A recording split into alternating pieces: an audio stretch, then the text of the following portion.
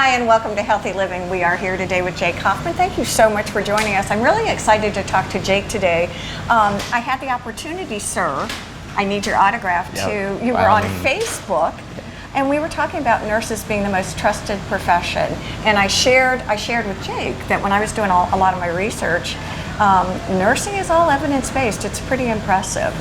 What we want to talk about today is the operating room, some of the procedures that you do with DrKelemen, and Jake, why it's so important that there's a team approach to the surgeries that you do. So pretty much every surgery that we do, it's a big show.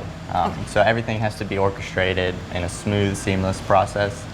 Everywhere from making sure that the surgeon is here, they've seen the patient, they've done everything that they need, and the patient's comfortable with the procedure that we're going to be doing, and that they have all that information that they need. I'm also working with anesthesia, the surgical team. And they're here. Yep, they're working, setting up a case for us right now. But we're working with the surgical team and any other personnel that's involved in the care, whether it's intraoperatively or postoperatively.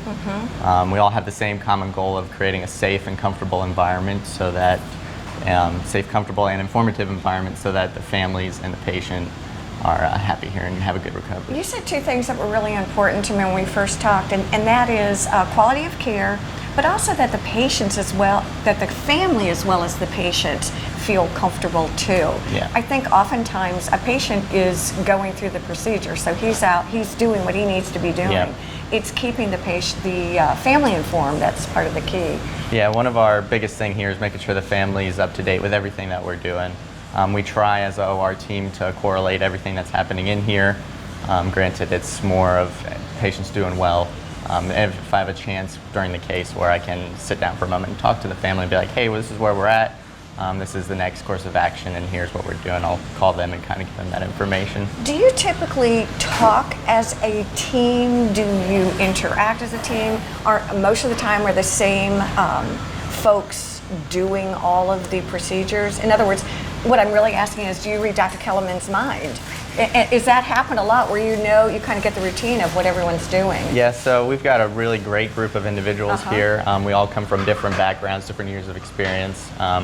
And we work really well together in a room. Sometimes we're here till 2 o'clock in the morning working on a patient who might not be doing very well. And our goal is to just keep going, making sure we're doing everything possible so that the patient has a good outcome. Can I ask you what some of the procedures that you may be doing here include? So we do anything from coronary artery bypass grafting to aneurysms, valves, dissections.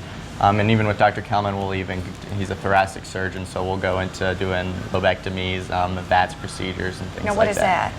So a VATS is a video-assisted thoracoscopic procedure. We go in there with scopes into the chest and look at the lungs and everything like that. So is this room dedicated primarily to those procedures? Yep, so all heart-related procedures primarily come in here. Why is that so important that there's a dedicated space for that too? We have a lot of stuff, a lot of equipment, and it'd be very difficult to move it between rooms. So we have all our grafts, our sutures, all this other equipment that we need specifically for hearts, and it's all in this room. That way we're not losing stuff or having to go run and find stuff. It's all in this room so that if they need something, we can get it to them as soon as possible. And I have to tell everyone that this is a little before 7 in the morning, and you guys are almost set up. Do you typically do procedures in here almost every day? So it varies. If it's a cardiac-related procedure, we actually get here around 5 o'clock in the morning. We set up most everything that we can the night before, and then we're here at 5 a.m. Finishing the setup, making sure we have everything ready. And then about an hour and a half from there, we'll orchestrate with PCU and whoever has the patient, or if it's cath lab, to get them over here and get the procedure started. So once the procedure is finished, what's protocol then? Do you sort of then resign your... So once the procedure is done, we'll scoot them over to ICU. Okay. We'll give the ICU nurses all the information that we have for the case and kind of a background on the patient through a report. And at that point, that's when we kind of pass it on and that care transitions over to them. I think for many of us, this is a gift, because I think it can be a really scary and intimidating time. And knowing that the people that you are, your patients, that you care so much, I mean, it's really important. And I appreciate you taking time today to talk with us. You did a beautiful job, too. Thank you so much. Thank you so much. Stay with us. We are back here on Healthy Living. I am now with Dr. DrKelemen. Thank you so much for joining us again. It's really interesting to talk about is it cardiothoracic surgery? Yes. It's wonderful. One of the things we want to talk about today are just really broad spectrum and back to basics. And that is, how do I know if I have a heart issue? What do I need to do if I'm not feeling that great? Well, I think the first thing is to just eat healthy and try to live an active life with some regular exercise, be that walking occasionally, several times a week at a brisk pace perhaps, and then maintaining regular visits with your primary care physician, and if you have a known diagnosis, with your cardiologist. That darn lifestyle stuff? Yeah. It actually works? Yeah. I would avoid smoking. Okay, and avoiding smoking. Let me ask you a question from an age point of view. Is there an age I need to be really aware of a cardiac problem, number one? And number two, what about genetics in all of this? Well, genetics definitely play a role, but age in general plays a strong role too. So we don't see significant coronary artery disease very often before age 60. If people come in, are there questions they generally ask you about coronary artery disease or about heart disease, pulmonary disease? Well, it runs a spectrum now. Some people are very informed because of the internet and know a lot of details, and some people are unfamiliar with it altogether. Let me ask you a question about the internet. I think a lot of us do Google searches for things anyway, and my experience is that can be the best of things and the worst of things. Sure. Rather than do that, is there a sort of precautionary note that you can share with, if you feel bad, go to the doc? I think that's clear. You can get information from the internet, but you're not going to take care of everything you need. All right, question for you. How do I know when it's time for me to pay attention and come to you? Or go to the ER for that matter? Well, I think in terms of cardiac surgery, you're going to see another doctor first. So you're going to see a cardiologist, a primary care doctor before coming to me. But in general, you want to maintain your regular checkups.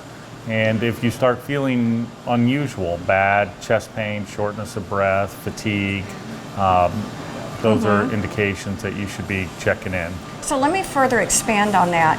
Can you give us some signs and symptoms? And I know, frankly, at the end of this, we're going to show one of your patients and kind of walk through with him his experience. And can you share a little bit about how you can go from feeling perfectly fine to not feeling well? And what may be some of the little triggers or symptoms that I may not pay attention to? Sure.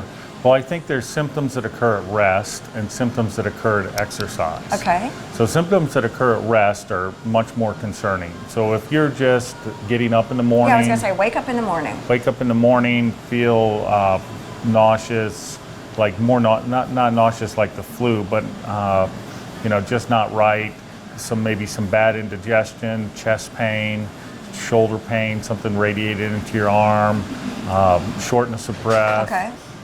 Easy fatigue. If you notice that at rest and that's new, that's a very concerning issue. Now, I get up in the morning as a woman. Would I present differently? No.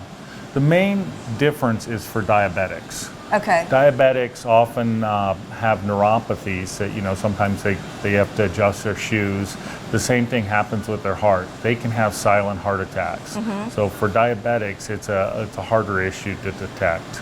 So basically, are we talking about heart attacks versus other heart issues or lung issues that we might be experiencing?